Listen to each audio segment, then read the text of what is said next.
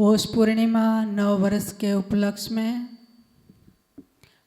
हम सब की शुरुआत पूज्य गुरुदेव जी महाराज के दर्शन, आशीर्वाद, भोग, आरती, यज्ञ, हवन, सत्संग, ज्ञान यज्ञ, भोजन भंडारे और एक दूसरे से आत्मिक मिलन के साथ शुरू हुई है। पूरा वर्ष इसी प्रकार हम सबका वर्ष भी मंगलमय हो। और बड़े हर्ष का विषय है, जब भी नव वर्ष आता था हमारी युवा पीढ़ी थोड़ी भटक सी गई थी।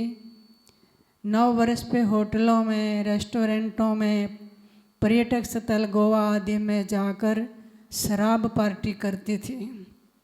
डांस कर लिया, मुश्किल से घर पहुंचना होता था।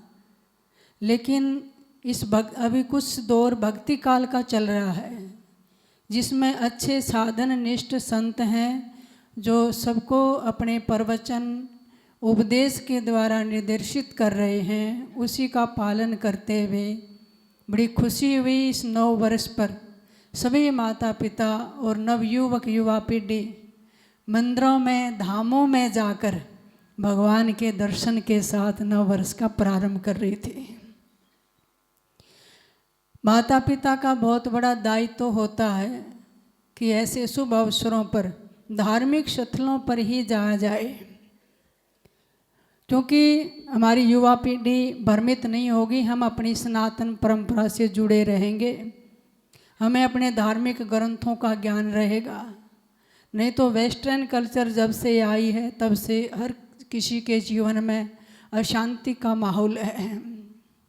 प्यारी आत्माओं, जब भी आप यहाँ आते हैं, प्रार्थना करते हैं, सतगुरु से कुछ मांगते भी हैं, लेकिन हर किसी की प्रार्थना भी अलग होती है, मांग भी अलग होती है। गरीबदास महाराज के पास भी ऐसी आत्माएं आती थी, तो कहने लगे, भाई सतगुरु के दरबार में कितनी तरह के ग्राहक आते हैं, क्या क्या मांगते हैं, लेकिन क्या मांगना चाहिए। ये सुंदर प्रेरित किया सतगुरु गरीबदास महाराज ने। गिरी सतगुरु के दरबार में गाहक कोटि अनंत, चार बातों की चाह है, रिद्धि सिद्धि मान महंत। कहते हैं कितने ग्राहक आते हैं सतगुरु के दरबार में, लेकिन चार बातें हैं, रिद्धि सिद्धि मिल जाए, मान बढ़ाई मिल जाए, महंताई कुछ पद मिल जाए। लेकिन सतगुरु ने इन सबको छोटा बता दिया। Everything is nothing. सतगुरु के क्या कहने लगे, गरीब सतगुरु के दरबार में ऐसा कोई एक, इन चारों को छाड़ कर चिन्हे पुरुष अलेख। कोई एक आध ऐसी आत्मा होती, प्यासी आत्मा, कि इन सब को छोड़कर, यानी कहने का भाव हमारी भाषा में एक तरफ गेरो इसने सब चीज़ों ने, चिन्हे पुरुष अलेख। ऐसा ग्राहक बन के आए सतगुरु के दरबार में, बंदी छोड़ कुछ नहीं, बस आप ही चाहिए, छोटी बात कह दिया करो, उसमें सब कुछ आ गया। दो चीज़ें हैं महात्माओं के पास, क्या, एक पदार्थ, एक परमात्मा। पदार्थ मांगोगे वस्तुएं मिल जाएंगी, परमात्मा से पीठ हो जाएगी, और पीठ होते ही जीवन में अंधेरा है। आपको पता ना, सूरज की तरफ पीठ करके चलो, आपकी परछाई आपके आगे आगे चलेगी, कि जितना चलोगे आगे थाएगी नहीं, हाथ नहीं आएगी। ऐसे माया छाया एक सी, इस माया को पूरी को कोई भोग नहीं पाया ना ये हाथ आएगी। बड़ी प्रबल है, ये परमात्मा की ही शक्ति है। लेकिन जिसने परमात्मा मांग लिया पदार्थ के बजाय, फिर सारा जगत अपने आप मिल जाता है। मन जीता उन्हें त्रिभुवन जीता, मन जीते बिन झूठा ज्ञाना, चार वेद 18 पुराना। जिसने पूरा मन ही परमात्मा को दे दिया, मन में मालिक को बसा लिया, परमात्मा उसका हो जाता है, फिर सब कुछ ही उसका हो जाता है। तो दो ऑफर हैं, या तो पदार्थ मांग लो लेकिन मिल के भी खाली रह जाओगे, परमात्मा मांग लोगे तो जीवन भरा भरा महसूस होगा। इसलिए क्या प्रार्थना करनी चाहिए, जो गरीबदास महाराज ने की वही हम करेंगे। गरीब हर आवाज अनाथ की, आजिज की अरदास, आवन जाना मेटियो दीना निश्चल बास। गरीबदास जी भी अपने सतगुरु से यही प्रार्थना कर रहे हैं, हे बंदी छोड़ आपके चरणों में इस आजिज की तुझ से दास की ये अरदास है, बस सतगुरु ये मंत्र जपूं आपका, मेरा आना जाना जन्म मरण खत्म हो जाए। आप सोचते हैं ना सब हमारे दुख खत्म हो जाए, दुख तो सबसे बड़ा जन्म मरण का है, ये तो भौतिक दुख है जो शरीर पे लगे हुए हैं, लेकिन सबसे बड़ा दुख है जन्म मृत्यु का, और वो सतगुरों की कृपा से नाम जप के कमाई से खत्म हो सकता है। मांगे क्या फिर, जो सतगुरु कह रहे हम भी वही मांगेंगे। हम सोचते हैं बड़ा सा घर बन जाए, कोठी बन जाए, बड़ी सी छोटी दुकान है बड़ी हो जाए, बिजनेस बढ़ जाए, मेरा व्यापार बन जाए, है ना, शेयर बाजार मार्केट में मेरा अच्छा पैसा आ जाए, मेरी नौकरी लगी है तो वो पदोन्नति हो जाए, ऐसी हम चीज़ें मांगते हैं। और गरीबदास जी क्या कहते हैं, गरीब लोग चाहूँ नहीं, इच्छा नहीं अचूक, अदली याद कबीर के मैं चरण कमल की भूख है। ना लोक चाहिए ना परलोक चाहिए, लोक अलोक चाहूँ नहीं, इच्छा नहीं अचूक है। ये सतगुरु अब की बार चूक नहीं करनी है, कोई इच्छा भी नहीं करनी, क्योंकि इच्छा भी बांधेगी संसार में। अदली आद कबीर के, मैं अपने सतगुरु के चरणों के सेवा की भूख मांगता हूँ, यानी हमारे अंदर भूख पैदा हो, संसार के नहीं सतगुरु के चरणों के। अदली आद कबीर के चरण कमल की भूख है, यानी ये जब तक इस दरबार में नहीं बैठोगे ना और संतों की वाणी नहीं सुनोगे, भूख लगेगी नहीं, पेट की लगती रहेगी, आत्मा की भूख नहीं जागेगी। और प्यारी आत्माओं, ये सतगुरु आत्मा की भूख जगाते हैं, और जिस दिन आत्मा की जगी ना उस दिन दर्शन के लिए रोते रहोगे, मालिक कब मिलोगे कब मिलोगे। और वो चुपचाप सन्नाटे में आपकी आवाज़ सुनता रहेगा, रुलाता रहेगा, आपके अंदर तड़प पैदा करेगा, विरह पैदा करेगा। कभी धर्म स्थानों की तरफ भागोगे, कभी सत्संग की तरफ भागोगे, फिर मीरा की तरह आंसू बहाओगे, एक दिन आके मिल जाएगा। ये भूख सतगुरु पैदा करते हैं। इसलिए गुरुदेव जी हम आपके चरणों में यही प्रार्थना करते हैं, सारी जिंदगी भर गई खुशियों से, सिर्फ एक ही बार में, दुनिया में ऐसी कोई चीज़ नहीं जो मेरे गुरु के दीदार में है। हम आपका दर्शन करते हैं, सारा जीवन खुशी से भर जाता है, उस दीदार में इतनी प्रसन्नता महसूस होती है। और आपके चरणों में आकर गुरुदेव जी हमारे सारे सुख का दरवाज़ा खुला है। जमीन पर होंगे बड़े बड़े रिश्ते नाते, पर हमारा तो आपसे ही नाता है। तो आप हमारे हैं, हम आपके हैं, शरीर के बड़े बड़े रिश्ते नाते होंगे, लेकिन सतगुरु जब से दीक्षा लेते हैं, हर शिष्य का गुरु से आत्मा से रिश्ता जुड़ जाता है, और सतगुरु से जीव को फिर पार करते हैं। क्यों? भक्ति जितनी करी है ना वो बदलेगी नहीं, यहाँ हर चीज़ बदलेगी, परिवर्तनशील है हर चीज़। सूर्य चंद्रमा बदल रहे हैं, ऋतुएं बदल रही हैं, मौसम बदल रहे हैं, दिन रात बदल रहे हैं, वृक्ष बदल रहे हैं, पृथ्वी बदल रही है, हर चीज़ वस्तु बदलेगी। ये घर बनाया है तो थोड़े दिन में खंडर हो जाएगा। शरीर बालक है, शिशु अवस्था है, फिर युवा अवस्था आएगी, फिर वृद्धावस्था, फिर मृत्यु अवस्था आ जाएगी। कोई चीज़ ऐसी नहीं, लेकिन कौन सी चीज़ है जो बदलेगी नहीं? भक्ति भी। भक्ति जितनी कर लोगे, फिर चाहे युग बीत जाए वो नहीं बदलेगी। जितनी की है उतनी की उतनी आपको आगे मिलेगी। गरीब भक्ति भी, कबीर भक्ति बीज पलटे नहीं, जय जुग जाए अनंत, ऊंच नीच घर जन्म ले तो संत का संत। कहते युग बीत जाए, भक्ति का बीज पड़ गया, किसी सदगुरु के चरणों में बैठे हैं और उन्होंने इस नाम का बीज डाल दिया और आपने कमाई की है, लेकिन बीच में कोई कर्म बिगड़ गया और कहीं जन्म हो गया, कोई बात नहीं, वहाँ से छूटेंगे, फिर आगे वो भक्ति खड़ी मिलेगी। देखिए छोटा सा मैं एक भक्ति का प्रमाण बताती हूँ कि उस भक्ति ने कहाँ पहुँचा दिया। एक बार किसी राज्य में एक वैश्य रहते थे, व्यापारी, तीसरा वर्ण माना जाता वैश्य। उससे कोई गलती हो गई, उस राजा ने उसको देश निकाला दे दिया, उसका सब कुछ छीन लिया और पति पत्नी को अपने राज्य से बाहर कर दिया। जब दोनों निकल के भ्रमण कर रहे थे वो काशी पहुंच गए। जब काशी नगरी में पहुंचे, अब ना तो उनका रहने का ठिकाना है, ना कुछ खाने पीने का साधन है, क्योंकि राजा ने सब कुछ छीन लिया था।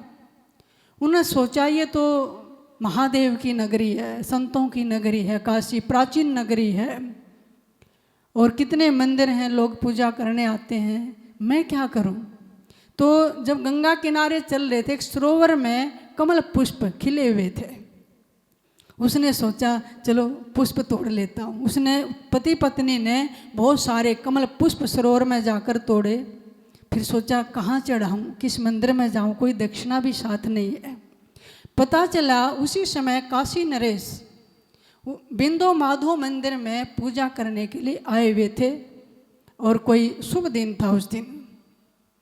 जब वो पूजा कर रहे थे, उस वैश्य को पता चला कि राजा आए हुए हैं, तो उन्होंने उनके बाहर एक सेवादार खड़े थे, उसको सारे पुष्प देकर कहा ये राजा साहब को दे दो, मेरी तरफ से बिंदु माधव मंदिर में भगवान को अर्पित कर दिए जाए। काशी में एक बहुत सारे मंदिर हैं, लेकिन पंचगंगा घाट पर बिंदु माधव मंदिर है। वो जैसे जगन्नाथपुरी की मान्यता है, ऐसे ही उस मंदिर की मान्यता है। जो एक भक्त ने भगवान की भक्ति की थी और फिर वहाँ पर बिंदु माधव भगवान प्रकट हुए थे। आज भी वहाँ पर वो मंदिर है। एक बार मुगलों का शासन था, उस मंदिर को ध्वस्त कर दिया गया था सोमनाथ मंदिर की तरह। लेकिन फिर जब हमारे देश में मराठाओं का शासन आया, फिर से उस मंदिर का जीर्णोद्धार किया और वैसे ही जैसे जगन्नाथ में भगवान की मूर्ति, ऐसी ही बड़ी सुंदर वहाँ पर विग्रह विराजमान है। राजा ने उन सब पुष्पों को भगवान के अर्पित कर दिया। अब वो वैश्य क्या करता, रोजाना उस सरोवर से पुष्प तोड़ कर लाता, मंदिर में जाके भगवान को अर्पित करता। संत विराजमान होते, उनके सत्संग सुनते, जहाँ धार्मिक कथाएं होती कथाएं सुनते, अपने शरीर से जाकर सेवा करते हैं, फिर जाकर भंडारे में भोजन पाते थे। फिर किसी संत से गुरु दीक्षा मिल गई तो वो बैठ के रात को एक पेड़ के नीचे दोनों पति पत्नी, ठंड है गर्मी है सर्दी है, उससे तप बना भजन किया। कुछ समय उपरांत सत्संग भजन सेवा सुमरण करते हुए उनका देह प्राण हो गया। आपको पता अगले जन्म में वो कौन बने थे? अगले जन्म में वही वैश्य व्यापारी अयोध्या नगरी के राजा हरिश्चंद्र जी बने थे और तारावती, और उनका बेटा था रोहतास। और जब राजा हरिश्चंद्र इतने सत्यवादी धर्मात्मा थे, तीनों लोकों में उनका यश फैल गया, तब देवताओं ने विश्वामित्र जी को तैयार करके, कहानी लंबी है शॉर्ट में सुना रही, उनकी परीक्षा ली।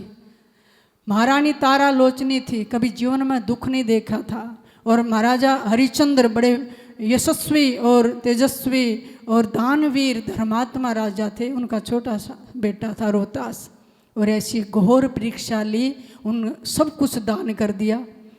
विश्वामित्र ने सब कुछ मांग लिया, आखिर में शरीर भी दान कर दिया। कहाँ लाए? गले में पट्टा डाल के वहीं काशी में फिर पहुंच गए। राजा हरिश्चंद्र, तारा लोचनी, रोहतास। विश्वामित्र ने गलियों में आवाज लगाई, कोई बंधुआ मजदूर ले लो। हीरादास पंडित ने तो जो मरघट की रखवाली का सरदार था कालिया, उसने तो राजा हरिश्चंद्र को खरीद लिया, हाथ में लठ दे दिया, जितने मुर्दे आते हैं 100 रुपया या नहीं देते हैं तो कफन खोस लेना। कहाँ राजा पूरी चक्रवर्ती सम्राट आज मुर्दा घाट की रखवाली कर रहे हैं। समय पे थोड़े से सत्तू खाने को मिलते थे। अब रह गई तारा लोचनी रानी रोहतास, इसको किसे बेचें? फिर आवाज़ लगा रहे हैं। हीरादास पंडित ने कहा ये मुझे दे दो, मेरे घर में चूल्हा चौका करेगी और संत महात्मा आते उनकी सेवा करेगी। रह गया छोटा सा बेटा, वो रोने लग गया। उस तारा लोचनी ने कहा कि महाराज ऐसी कृपा करो, ये मेरे साथ रह ले, हम माँ बेटा पति पत्नी तो बिछड़ गए राजा रानी, ये छोटा सा नन्हा बच्चा कहाँ जाएगा? कोई खरीद भी लेगा तो एक काम क्या करेगा, ये मेरे साथ रह जाए। तो पंडित ने उसको रख लिया, वो फूल तोड़ कर लाता था यज्ञ हवन के साथ के लिए। वहाँ भी ऐसी परीक्षा ली, कहानी काफ़ी लंबी है। आखिर में ये दोष लगाया कि ये डायन है, रोहतास को सांप ने डस लिया, इसने अपने बेटे को खा लिया। जब कालिया तलवार लेकर उसको मारने आया तभी विष्णु भगवान प्रकट हो गए, हाथ पकड़ लिया परमात्मा ने, बिजली कड़की आसमान में, और कहने लगे भी ये निर्दोष है, इसको दोष लगाया गया। तो विश्वामित्र खुश हुए, मैंने आपकी परीक्षा ली थी, आप ऐसे धर्मात्मा सत्यवादी राजा हैं, मैं तो विश्वामित्र हूँ, आपकी परीक्षा ले रहा था। भगवान कहने लगे राजा हरिचंद तारालोचनी से मांग लो जो चाहिए मांग लो।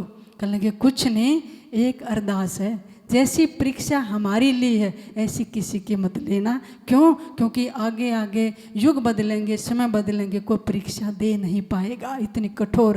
दूसरा, हमें भक्ति का वरदान देना। परमात्मा वरदान देकर अंतर्ध्यान हो गए। लेकिन देखिए सदगुरु क्या लिखते हैं, बड़ा सुंदर प्रसंग। कभी समय था 300 साल पहले, सदगुरु गरीबदास जी बैठे थे और संगत बैठी थी। वहाँ बैठकर सदगुरु ने दृष्टि घुमाई सतयुग में, अयोध्या नगरी का सारा दृश्य देख के हरिचंद की कथा, और जैसे आप बैठे ना गुरुदेव जी सत्संग सुनाते हैं, तब गरीबदास जी कथा सुना रहे हैं और आंसुओं से भीग गए सबके नेत्र। गरीबदास महाराज के भी आंसू आए। कहने लगे गरीब अयोध्या काशी नगर चले बैकुंठ विमाना, अमर लोक लोलीन तहाँ स्थिर अस्ताना। कहने लगे भाई अयोध्या नगरी के राजा हरिचंद का इतना तप था, विमान उतर कर आया, और जितनी अयोध्या नगरी थी वो विमान ऐसा था देवताओं का संकल्प से छोटा भी हो जाए बड़ा भी हो जाए, ये ताकत होती है। कहते हैं पूरी अयोध्या को पशु पक्षियों तक को अपने विमान में बैठकर और बैकुंठ में ले गए। कहते यूँ जाता देखा विमान में बैठा के सबने ले गए। फिर गरीबदास जी महाराज से पूछा सदगुरु ऐसे राजा हरिचंद, फिर आगे आगे तो और भी बड़े राजा बनते होंगे। गरीबदास जी मुस्कुरा कहने लगे पता है अब कौन बनकर आएंगे। उस सतयुग से फिर त्रेता बीता, द्वापर बीता, ये कलयुग है। कलयुग के अंत में कलंदर राक्षस आएगा, उसको मारना बड़ा मुश्किल होगा। और हर युग में सतयुग में 4, त्रेता में 3, द्वापर में 2, कलयुग में भगवान का एक अवतार होगा। कौन सा? कल की अवतार। अब देखिए उस राजा हरिचंद को कौन सा पद मिला। अब गरीब फिर सतयुग के माई आवेंगे हरिचंद राजा, दर दरसमा अवतार सरेंगे इस विध काजा। सतयुग में के बाद अब कलयुग का अंत में कलंदर राक्षस को मारने के लिए राजा हरिचंद विष्णु के पद पे जाएंगे और विष्णु का अवतार लेकर फिर आएंगे। यहाँ पर विष्णु बन जाएंगे, वो पद मिल जाएगा, लेकिन सच्ची भक्ति करेंगे। कहाँ पर प्रकट होंगे ये भी बता दिया। सतगुरु गरीबदास जी की तो दिव्य दृष्टि थी, ब्रह्म दृष्टि थी, चारों योगियों की बात लिख दी। देखो कितनी बड़ी ताकत सतगुरु गरीबदास जी, स्थान बता दिया, ग्राम बता दिया और माता पिता का नाम बता दिया। आप नाम कब रखते हो? जब पैदा हो जाते हैं, है ना। किसी का कुछ है, सुमन है, मनीषा है, जो कुछ भी है, जब आपके औलाद पैदा होती है ना तब नाम रखा जाता है। लेकिन गरीबदास महाराज ने पहले बता दिया इस नाम के पंडित होंगे, उनके घर में जन्म होगा। गरीब एक शिमला नगरी धाम तहाँ नरपति ने देना में, पंडित विष्णु दास जहाँ अवतार सब सामे। शिमला नगरी मुरादाबाद के पास शिम्बल ग्राम, अभी काफ़ी विवाद हुआ था ना, और वहाँ खुदाई में एक प्राचीन नगरी भी मिली है, बहुत सारी चीज़ें मिली हैं। पंडित विष्णु दास जी होंगे जिनके घर परमात्मा प्रगट होंगे। और जब उस समय ऐसा भयंकर युद्ध भी होगा, उसको मारना कठिन होगा। जब कठिन होगा तो वो आह्वान करेंगे त्रिलोकी नहीं सतलोक तक की आत्माओं का, संतों का। जब आह्वान करेंगे तो सतगुरु कबीर साहब ब्रह्म शब्द रूपी खड़े होंगे। वहाँ से सतलोक से मुकुट पहनकर चलो रविदास दी तुम्बा ठालो, चलो मीराबाई जी, फुल्ला जी, पीपा जी, शिम्बल नगरी में और वहाँ अवतार प्रकट हो चुका, चलो उनकी मदद करेंगे। रोंगटे खड़े हो गए संगत के। अच्छा सदगुरु जी आगे सुनाओ। गरीबदास जी कथा सुना रहे। गरीब मांझी मुकुट कबीर श्वेत घोड़े चढ़ आया, ता विशंबर नाथ शीश पर चोर चढ़ाया। फिर कबीर साहब मुकुट पहने बड़े सुंदर स्वरूप में, शुभ स्वरूप, जुगमग जुगमग शरीर, चंडोल के पास खड़े हो जाएंगे, विष्णु भगवान के चौवन करेंगे। फिर भगवान क्या कहेंगे संतों की टोली को, सतलोक से सारी आ गई। गरीब चौरा ढार कबीर कलानी कलंक गोसाई, 18 हाथ का खड़ग 27 ताड़ मुनसाई। कहते हैं उस समय 27 हाथ के मनुष्य, कितने 27 हाथ, पहले 32 हाथ के भी होते थे, अब तो 5-5 फुट के 4-4 फुट के रह गए हैं। इतने लंबे शरीर होंगे सतयुगी जो आत्माएं धरती पर आएंगे, और उनका 27 हाथ का शरीर होगा, 18 हाथ की उनकी तलवार होगी, और फिर वो उस पर चलाएंगे राक्षसों पर। गरीब पीपा और रैदास पास चैंडोल बिठाए, नानक दादू देव सिरों कलंगी धर आए। और रविदास जी भी, नानक साहब, दादू साहब और सबको पीपा जी, उन सबके सिरों पर कलगी लगी हुई थी। सतलोक में सिरों पर कलगी लगी होती है नूर की, उनको भी परमात्मा ने अपने पास बैठा लिया और फिर चले हैं रथ तैयार करके। इतने में हनुमान जी मरे नहीं हैं, हनुमान जी कहीं गए नहीं हैं। परमात्मा ने जब आह्वान किया आकाश मार्ग से, उस जिस पर्वत पे हनुमान जी रहते हैं, और जय श्री राम करते हुए मैदान में कूदे, धूल उठी, आधी सेना तो वैसे खत्म हो गई कलंदर की। उस युद्ध में हनुमान जी का मेन रोल होगा। अब फिर हनुमान जी फिर सब वानरों का आह्वान करेंगे, तो काफ़ी बड़ा प्रसंग है, बड़ा रोचक भी है। तो उस समय कलंदर राक्षस को मारा जाएगा, फिर धरती पलटा लेगी, कलयुग खत्म हो जाएगा, सतयुग का प्रारंभ होगा। लेकिन प्यारी आत्माओं, अगर अभी भक्ति कर ली तो सतयुग में जन्म होगा, और नहीं की तो कलयुग का ऐसा बुरा समय आएगा, वो मुंह देखना पड़ेगा, ऐसे दुख होंगे, राम का नाम ले पाओगे, ऐसा समय आएगा। इसलिए गरीबदास जी फरमाते हैं, गरीब जागट भक्ति विलास है, जागट हीरा नाम है, सो राजा पृथ्वी पति, जागर मुक्ते माल। जिसके कट में भक्ति है, परमात्मा का नाम है, कहते ये लाल है ना, उसके घर में मुक्ति तो अपने आप मिल जाएगी।